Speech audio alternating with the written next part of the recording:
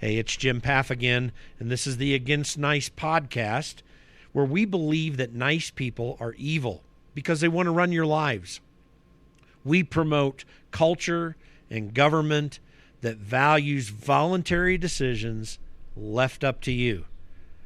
This is a way to promote justice and kindness that thinks about the needs of others before ourselves. Go to our website, politicsisntnice.com, and join our email list. The button's right there at the top right, politicsisntnice.com. Got a special treat for you today. My friend Charlie Gasparino is going to be on the podcast. Charlie's been a friend for many years, one of the great reporters in the country. He's on FoxBusiness. You see him there regularly, particularly on Neil Cavuto's program and others too, as well as Liz Claman's in the afternoon. Charlie's got great insights on what's going on in finance and in politics, and we have a really good discussion ranging in that area. So let's get ready for our podcast with Charlie Gasparino. Welcome, everybody. Got my friend Charlie Gasparino on the phone. I appreciate you coming on today. This is like a real reporter. You know, there aren't many of those left anymore. We talk about that quite a bit. I think Fox actually, I'm going to be critical. And Charlie, you may or may not agree with me. You may not be able to say anything, but Fox News doesn't always have great reporters. There are a good team of reporters, but there's so much opinion. Sometimes we lose the opportunity just to get the hard facts, and you always do that. Am I missing something here? Or? Well, yeah, I think you are. I mean, I think there's some. I think the controversy of opinion, as the controversy of opinion on the editorial pages of the New York Times, at the Wall Street Journal, often overshadows, the guys that do the grunt work and do the just get out there and do the facts. And, I can go down the line on how many really good people we have that do that break stories, that are doing amazing work through the coronavirus, through the pandemic. And I don't want to mention one without mentioning the other. And, because and I'll forget a few, but they're all out there. And it's interesting. They relish just telling the facts. And I think Fox does not get the credit it has for the really good straight news reporting it has. And like I said, we have big personalities. I mean, Sean Hannity and Tucker and Laura Ingraham, they're all great, political personalities, and they sometimes overshadow the work we do. I'm not taking anything away from them. They're amazing on TV, and they're really smart people, but it's the same thing with, I see this all the time. I mean, where does most of the controversy from the New York Times come? Well, it's not most, but often it's from the editorial page. You know what I'm saying? You get that at the Journal as well. I mean, these are, and when you're an editorial writer, and because I do some of that on the side, I do that for the Post, New York Post. You're paid to be provocative. When you are a news reporter, you're paid to just kind of tell it pretty straight. And that's the difference. That's why it's somewhat, it's just part of it's the DNA of the job. I mean, and it's doesn't make our job any less fulfilling, because we kind of like what we do. Yeah, it is interesting what you say about the New York Times. I mean, about 10% of the news reporting is this really hard, focused, opinionated, especially on the big stories, but the day-to-day stuff and the stuff behind the front fold or the front bunch of the page there is, a lot of interesting and good stuff. Yeah, straight. I mean, they do a great job, and some great reporters there. I happen to think Maggie Haberman's a really good reporter. I say that for no other reason, but I know her a little bit, but I read her stuff, and it's really good, and it's mostly pretty straight, and as much as the president likes to complain about it, she gets it right generally. You know what I'm saying? And like not generally, she gets it right, and we all sort of make mistakes along the way. We're a victim of our sources. By the way, anonymous sources are if we're going to go there, they're a must in journalism. I don't care what anybody says. Donald Trump was an anonymous source for years, I spoke with him on background basis a lot. He understands clearly. I mean, he used to call people up with a pseudonym and give them background stories. I mean, John Bannon, what was his name? John Bannon. Steve. I can't remember, but not fake news. Let's put it that way. I mean, Donald knows that. It's part of his shtick, as someone who's known him, and I like him. I know him personally. Is this whole thing where he now has to create enemies. It's all political, and some of it is warranted. I mean, a lot of people in the press absolutely hate him. I don't put Maggie Haberman in that category. As a matter of fact, I think she kind of she treats him like she would treat anybody else. But a lot of reporters despise him more than they should. Based on his record and what he's done and the type of person he is. Yeah, that's what's interesting. I'm personally supportive of the Trump presidency.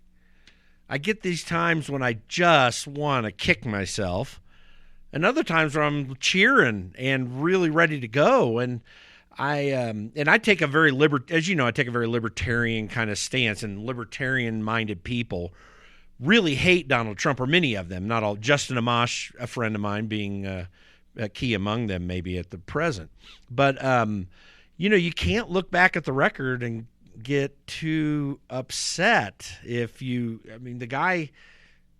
Yeah. Listen, look at what he did in the face to this crisis from an economic standpoint. It'll just be, he did the opposite of what Herbert Hoover did when he was faced with an economic shock. Back then it was the 29 crash. I mean, the whole government was restrictive. It was higher interest rates. It was higher taxes. It was tariffs. It was all these things that sort of curtailed the flow of capital. Trump and the administration right now is doing just the opposite. Thank God he's resisted a trade war and more tariffs with China. He knows now is not the time to go there. He has cut taxes. Obviously, he's given a lot of temporary relief. We have very low interest rates for obvious reasons. He doesn't directly control the Fed, but he has jawboned the Fed into doing that.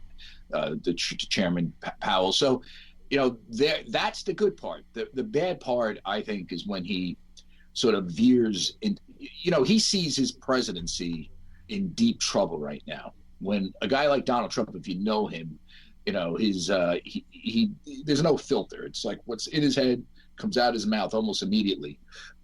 He is worried that he's going to lose, that this thing just got plucked away from him. He was going to do pretty good. The economy was strong, and then all of a sudden this hit. And he had some major missteps, no doubt. And he continues to sort of say things that is putting his presidency in very deep danger. And I'm not saying he's going to lose. The competition isn't exactly first rate this year. That's right. I'm telling you, he could lose to a guy that is hiding in his basement right now. For the simple reason is that he commits a lot of self-inflicted wounds. And if you know Donald Trump, that's him. There's a irrationally rash part about him. It always was. When he was a real estate developer, when he was a commentator, when he was, a real estate developer and businessman and I guess celebrity TV host, reality star, there was always an irrational rashness about him, and it pushes him in bad directions. And I think that his comments about shooting up detergents, musing about that. I mean, that's kind of not the time even to be sarcastic, or to at least let everybody know you're sarcastic when you do it. Well, notice the shift. Notice all the shift in D.C. right now. So he's back to having regular press conferences with his press secretary. The updates are less frequent and sometimes of a different nature. You are seeing him restrain himself. I think you're right. I mean, I think he notices all this, and they're making the adjustments. Yeah, and they have to, because he could lose to a guy that's in his basement right now. And I think, Americans, as much as they want to, even one of the problems that Trump is having right now is suburban women, particularly suburban white women. And he better hope that suburban white women vote that's moving against him, which it is concentrated in California and New York and places that he's going to lose anyway. Because if it's in the Midwest at all, if it's in certain states, he could get crushed here. And the problem is that there's a built-in people just have made up their minds about him, and I don't know if there's enough to overcome that. I mean, I'm not saying he's going to lose. Again, he's running against extremely weak opponent, and by the way, an opponent whose base is completely insane. I mean, if you listen to base Democratic voters, what they want to do, I mean, it is further to the left than anything President Obama wanted to do. I mean, they are talking about a radical reorientation of the economy, and maybe even government, because they want to get rid of the Electoral College. I mean, just look at the stuff they talk about. The left attacks Trump for wanting to cut taxes, and some of the other stuff he's done, which is pretty standard economic, right? Conservative economic theory. I mean, cutting taxes is just as standard on the right as raising them on the upper brackets is on the left. It's not out of the. It just is what it is. It's not out of the mainstream. What the Democrats, the base wants, is a real radical redistribution of wealth and a changing of our economy that goes way beyond Obamacare. Remember, Obamacare was bad, but it was essentially an insurance mandate. We have done stuff like that. You insurance companies have to do this and that and this and that. Government is going to fine you if you don't, and everybody gets insurance. They're going way beyond that. Forgiveness of loans, free college. It's all part, and it'll be interesting to see how that makes the platform. So remember, Joe Biden is a traditional Democrat, liberal Democrat his entire career, but his base is untraditional, and often the base dictates the platform at the convention and what you run on. Again, I have plenty of sources that are Democrats, high level, talk to Biden almost every other day. They're raising money for him, who tell me that he wants nothing to do with AOC, Alexandria Ocasio-Cortez, the sort of the firebrand New York Congresswoman that's leading the left, is a acolyte of Bernie Sanders, the socialist. They tell me that, but I don't know how you avoid it when they're that powerful and he has to kiss up to them to keep them in the fold that much, because they can bolt, then he loses his base. The other thing you have to realize, and I'll tell you, this will be interesting if we get out of this pandemic and we start opening up and the economy starts to improve somewhat, as we get close to the election, if it looks like Trump is locked in with his base 38% and Biden's going to win, or if it looks like Biden is ahead in the polls, just enough that it looks like he's going to win, does the market sell off? The markets are going to have to price in, even if Biden does not embrace the worst of Bernie Sanders and Elizabeth Warren and AOC. Elizabeth Warren is less radical than Bernie Sanders, let's face it.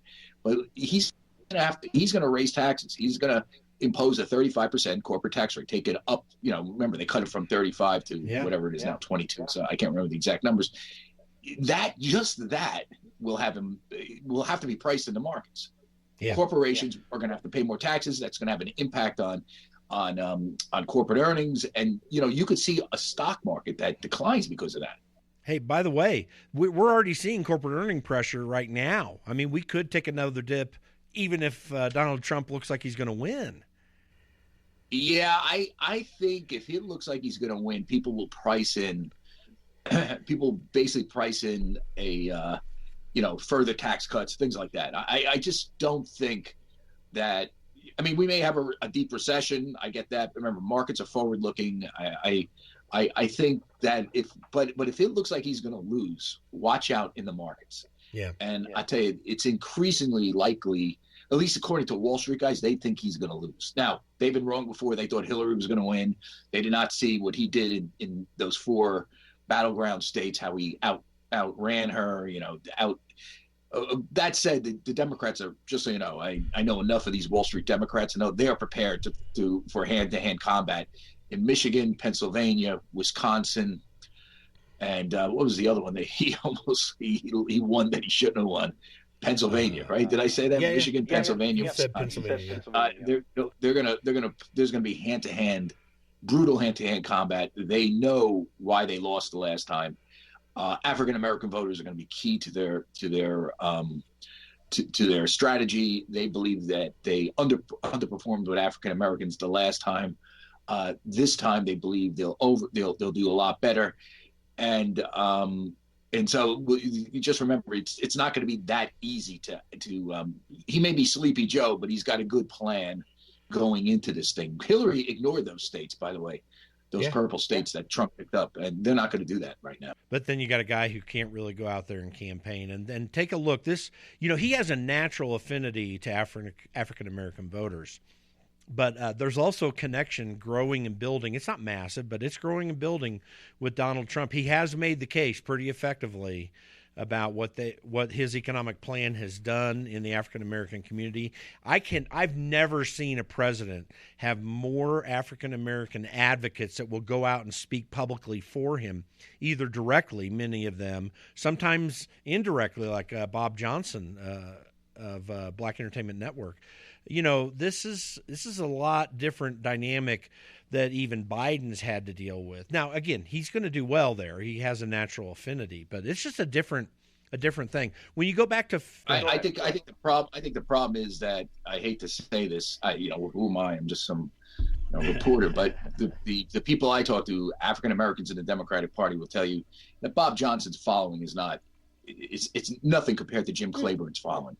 It's not even close. Yeah. And, Trump, and by the way, and for every, sort of black personality that he's won over, like a Kanye West, he's, just some of his rhetoric and his harshness has turned off others. And the other thing is, and this is like where it wasn't his fault, so to speak.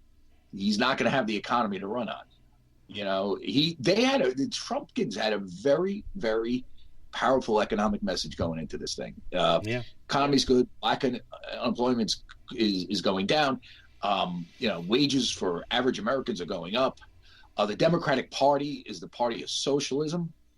It's hard to make all those arguments now, including the socialism part, because we're embracing temporary socialism right now. It is what it is. Yeah. Listen, you talked about the standard Republican cut taxes thing. But the standard Republican success economically comes from something different. It comes partly from the taxes. It really comes from the regulations. No one talks about in the Reagan administration the effects of the Grace Report. We cut the Federal Register by half on the back end of the Grace Commission. That was probably that, and what Volcker did in the Fed were the key factors that allowed economic growth then. It's the same thing in the Trump administration. He's been so well focused on trying to cut regulation. He hasn't gone all the way, but he's done some significant things. And he stopped some significant things from being promulgated, which really would have shut down the economy. So he has been really focused in some areas that are helpful. But I agree with you. It's going to be a challenge. And actually, I don't even think we know what the effect is yet of this downward economy. Will people tie it directly to Trump? Will they give him a pass on it and remember the good old days, so to speak, just a few months ago? This is really up in the air, in my opinion, still. Well, the markets, Jim, are predicting a V-shaped recovery. Now, a lot of people say that it's impossible. It's not going to happen. I will say this. The fact that he did deal with regulations the way he did, the fact that we have, there's less headwind in restarting this economy than it would be if Obama had to restart the economy. We don't have tight. You can frack wherever you want almost these days. You can, all those regulations that burden businesses in the past will not burden them as we come out of this. So maybe the administration, which I know they keep touting this, is right that we're going to get a V. I wonder though if the economy is not going to help him or hurt him that much. It takes away arguments from him clearly. I just wonder if his demeanor is going to hurt him. He clearly. Listen, we can go around and around on this. I see my Facebook and Twitter feed. He clearly did not take this as serious as he should have soon enough. He's not the only one, but he didn't, and he's the president. He's the guy with his who's supposed to have the best information. He said some outrageous things on the campaign trail. It's going to be thrown in his face constantly. That remark about detergents is going to be a campaign ad that's going to be shown every day for about a month. And then it's going to come down to, and even if Joe Biden hides in his basement, it's going to come down to, do you trust this guy who, may fumble his words, can't get a sentence out because he's dyslexic or he stutters, or you're going to trust a guy that literally talked about shooting detergent. And there's a way of framing this where, listen, you and I are swimming in politics all the time. We kind of think about this. Most people aren't, okay? Most people are, the last minute, are going to make a decision. And here's the thing. I tell you about the 35% corporate tax rate. Some guy or woman in suburban, Detroit doesn't care about that much. They're worried about the kids' future, their future, who's running the country. Is he a nice guy? Is he crazy? And I think that's where Donald Trump could be really hit hard. He's temperament. He's irrationally rash and way too much. I mean, everybody has their moments. His seem to be once a day sometimes. And I think that is going to hurt him. And, maybe not. Maybe the competition is so weak. I mean, Joe Biden being in his, and I think it's purpose. They're doing this purposely. Let Trump suck all the wind out. They think the more he speaks, the better ads they have. And I'm telling you that this is a concerted thing.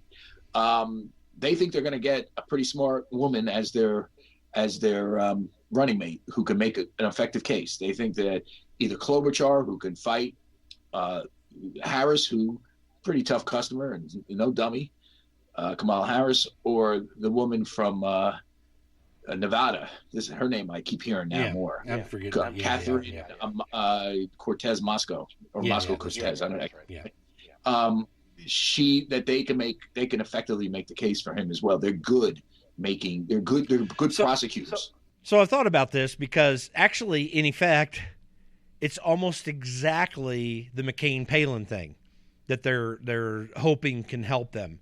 And I would submit that Sarah Palin certainly fired up the base, so to speak, at least early on. Of course, they started pushing her off to the side a little bit, but still, she was out there. She was saying her deal.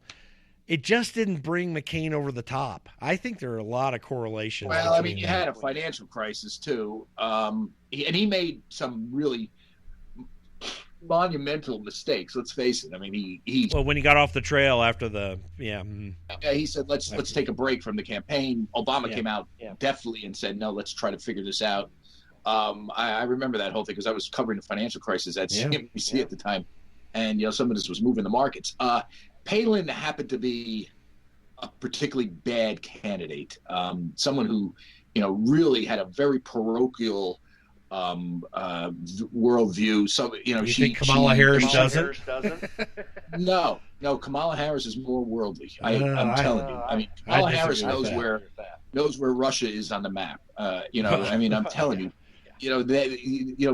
Palin's worldview was Alaska and that town she grew up in, and a few, and she had some good political instincts, but she could have used another 4 years of prepping. Kamala Harris is there already, whether you like her or not. That's a whole story. Is it she's very California and very liberal, but I find that to be still very much the same kind of parochial problem, and she is the likely vice presidential pick. Let's just be honest. She's not going to sound incompetent, and I think the problem with Palin is. I'd say she is incompetent. She came across incompetent. She couldn't, she's not very well read. I mean, just all the things that you can attack. She was easily attacked on. Listen, she gave when she gave the speech during the convention. I thought that was great. I was crying. I was like, we're gonna win this. She was sticking it to Obama in every way possible. Right after that, she was asked one sort of pretty innocuous question by Katie Couric, and she failed. I mean, you cannot be prepared for stuff that she wasn't prepared for. And part of it was she wasn't around enough. Again, Wasilla, governor of Alaska. Listen, if you're a senator, okay, which Kamala Harris is, You're getting briefings every day by really smart people on all sorts of stuff. When you're the governor of Alaska, well, you care about oil prices. Okay, I get it. But when you're a senator from California, one of the biggest states, the biggest state in the country, you are getting briefings on everything from the economy to health policy to national security. I'm leaving it. It's everything. It's everything. And you're getting briefings from the really smart people. That in of itself is going to prepare her better for the job than make her light years ahead of Sarah Palin. And so I think she's going to be prepared from that. I mean, you just might not like her politics. I mean, she might be too left wing, too strident. I mean, I don't know. I thought she took some real cheap shots at Biden during the debates. That's probably why a lot of people in the Biden campaign believe that it's going to be Klobuchar or Val Demings of Michigan. You get a Midwestern woman, it helps solidify. I mean, they're going to win. The Dems are going to win California. We don't have to worry about that. They don't have to worry about that. It's Michigan. It's Minnesota almost went Republican the last time. And Klobuchar gives them that. And then the question is, who's better if they have to step in? I mean, that's going to be an issue for Biden too. Is he going to last 4 years? I mean, that's going to come up. So let me throw this out at you. There's no doubt that being on Capitol Hill, I spent there 8 years hearing all these same kind of briefings that these members of Congress get. It's helpful. It's going to take the person. So let me put this. I even think you could see him make something as stupid an idea of Gretchen Whitmer. I mean, just to try to take Michigan. And who knows what's going to happen there. But it's going to be a crazy race. Let's put it that way. I mean, Joe Biden feels not ready for prime time. He might show up suddenly. So we'll see what happens. The only thing I would say about that, about him not being ready for prime time, is everybody said his best day would be his first day on the campaign trail. Never would win that, and then he won.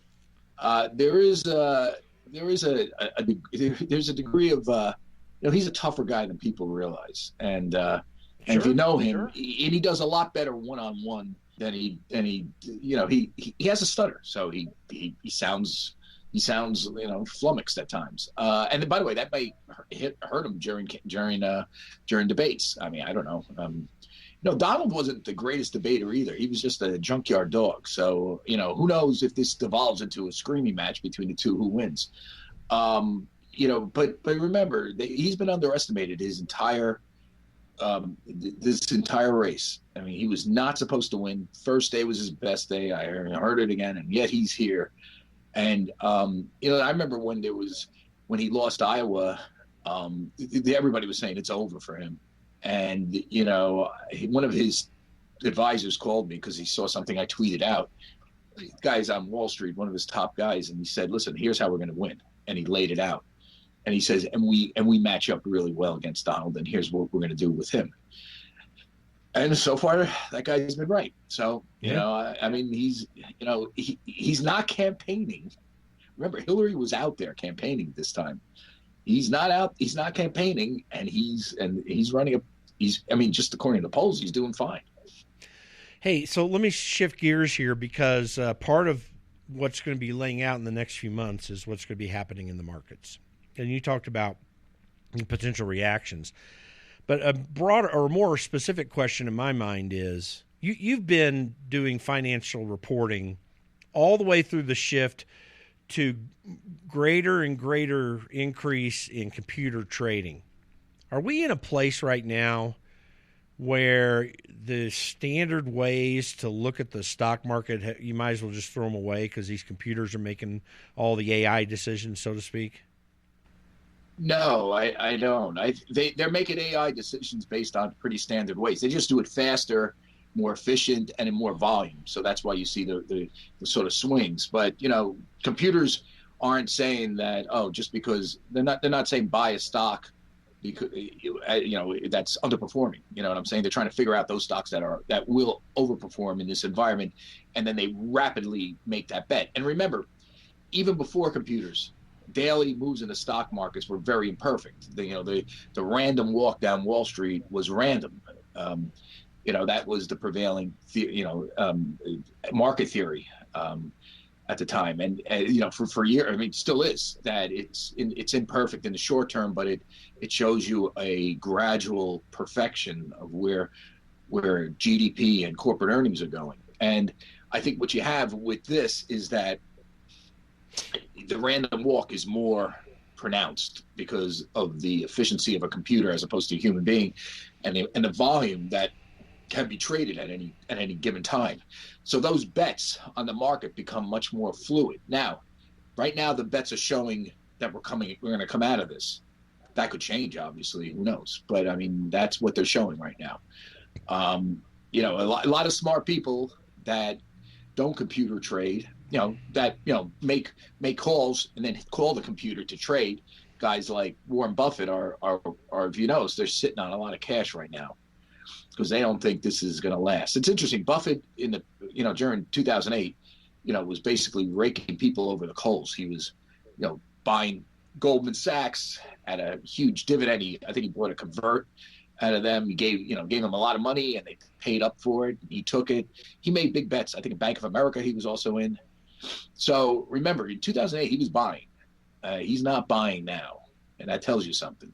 He's really worried that no amount of Fed easing can really, or even fiscal stimulus, can get us out of this. I don't know if that's true or not. I'm sure he's been wrong in the past, but that's, and one thing that I also, what's scary about this market, and I was talking to a very senior Wall Street guy yesterday, like a number two, he is the number two at a bank. And we were talking, and he asked me about the markets. And I asked him, and he said, what scares him is he can't even go into munis. Right now, and that's my opinion. I got out. I was big into munis. I don't own individual bonds, but I own a lot of mutual funds and munis. I got out of it because in the past, with all this easing, you would think munis would be fine. I just don't know who's going to be, traveling, who's going to be. Remember, municipal bonds often, the New York State MTA is a huge bond issuer. Yeah. Who's going to be riding the subway that pays for those bonds? Illinois has got years of fiscal mismanagement, obvious bad stuff that went on there. But now it's coming home to roost, so to speak. So, and all these municipal budgets are going to have huge holes in them, and they're going to have to figure out, do they make their pension obligations, or do they shaft bondholders? And there may be a combination of both, shafting both. And it's just you can't really go into munis right now. So what do you do in a market like that? Well, then you buy stocks until corporate earnings come in, and you realize that every major business has haircut corporate earnings by X amount, and then the markets fall. And see, that's the doomsday scenario if we don't get a V shape. Now, if we do get a V shape, and I'm not saying it's impossible, I'm just saying it's an if. And Trump and Larry Kudlow, my good friend, think we are. Then this market may be where it is. It should be. We muddle around at the Dow 25,000, which is not bad. We were as high as 30, but still, that's not Armageddon. And the economy repairs itself, and slowly people get back to work. That would be the best thing I think that could happen. But I could see it go in a lot of different directions. And there's no safe haven for money now, except for cash. Well, I'll give you a little anecdotal information. I live here in Woodland Park, Colorado. People from Colorado Springs regularly, I'm on a major road that goes up into the mountains if people are going to recreate. So the weekends, this road that goes right through the middle of town is like crunched under normal circumstances. It's been dead for weeks. The last 2 weekends, I can't even turn out of our little shop that we have right in downtown, that my wife and I have in downtown Woodland Park, because the traffic is going crazy. Now, that's anecdotal, but I think the V-shape is a possibility. But I will say this. Another thing that concerns me is when you're racking up so much debt and people are taking money and investing it in these treasury bonds to pay for a $2.3 trillion bill. I mean, if it were a few $100 billion, that's not a lot of money out of the market. Suddenly you got this $2.3 trillion. You got another multiple trillion that they're talking about doing. Suddenly there's not as much money to invest, it seems to me, here. And then the Fed, that you got to pay the piper for that at some time. I think Warren Buffett might be thinking down the line for that too. Well, Bernie Sanders and the left has been advocating something called the modern monetary theory, where it doesn't matter. The Fed will just buy the stuff. We're just recirculating our own money. It used to be a leftist sort of theory. Now it's obvious that the Trump people are advocating that as well right now. To not calling it that, but it's right. Almost the same practice. I have to jump, but let me just make this point and maybe ask me one more question. I don't know how we've been fretting about deficits forever, and the piper hasn't been paid yet. So I don't know. I just don't know how it's how this is going to shake out. Will it really matter in the long run? Is the U.S. economy so dynamic and so big? When you take the shackles off, does it grow? Can we repay this, as we grow? I mean, that was the whole theory advocated by Kudlow and Mick Mulvaney and the rest of them when the Trump administration began, and Mnuchin as well. And so there's two ways of looking at it. Or will there be a reckoning where people say, well, this country is not living within its means. No, it's not living within its means. We don't think we're going to ever get repaid this debt, and we're backing off. By the way, that's what led to the 1970s New York City fiscal crisis. The banks literally stopped buying New York's debt because New York's budget was in such disarray that no one thought they'd get repaid if they didn't stop and put the hammer to New York City and make New York City, basically restructure its entire balance sheet. That could happen here. It ain't happening yet. Remember, as screwed up as we are, everybody else is more screwed up. So when you're the tallest midget in the room, people buy your debt still because it's a safer haven. But when you get a 100% GDP to debt ratio, which we haven't had since World War II, that becomes a big issue. In my house, if I have 100% debt, that's tough. I know. It's scary. I'm just saying that I don't know if it matters right now. Yeah. It's going to matter sometime. I'm just curious. Cap it off. Where are we going from here? Financially, are we going to beyond that particular thing? Are we going to get back to normal? Is it even possible? That's what I'll leave you with. I think a lot of it has to do with, do we find a vaccine for the coronavirus? Do we make pandemics planning for pandemics? I think that this is one of the good things that are coming out of this. Planning for this sort of, emergency is going to be like key to, I'm sure that'll be an issue for the presidential race. My brother's an emergency, is an ICU specialist, critical care specialist, runs the ICU at Brooklyn Hospital. He will tell you that despite what is being said on cable TV, there's really not a great treatment for this disease. Hydroxychloroquine has been bandied about. He shot it up in a lot of people. He can't tell if it's the vitamin C that he puts in those cocktails he shoots people up with, or the hydroxychloroquine that's helping people. And people do get better from coronavirus, just so you know, or if it's just because they're getting better. That said, we're probably gonna change the way we live going forward until a vaccine or a cure is found, and maybe a treatment. The kind of scary thing is AZT for AIDS came on the scene around 88, 89. The cocktails that have basically turned AIDS from a deadly disease to something that's very manageable did not come until 94, 95. Now, that's 6 years. Medicine has made tremendous advances right now on everything from cancer. I mean, you'd be surprised at people that are surviving with certain types of cancers that have killed you in the past because of these advances. So I kind of think we're going to have a treatment for this, and so does my brother. It's good. Something's going to come, and this will be a manageable thing going forward. And we're going to have to prepare for the next one. And it was, But I think the thing for the economy is this. There's a ton of fiscal and monetary stimulus pumped in. The Trump administration has not increased regulations. Maybe that combination gets us out of this faster than anybody realizes. We have a V shape, and if we do have a V shape, I don't know if it matters that much if Trump is advocating shooting up Lysol. I mean, yeah, I agree. People getting back to work. People say, "Wow, why change horses now?" I mean, that's kind of, I think, where we are, and it's unknowns. It's going to be an interesting 5 or 6 months. Yeah, the reason they always called them kitchen table issues in politics is because, honestly, it's just what we feel where we're at. It's not as voters. It's not so much what all the prognosticators say.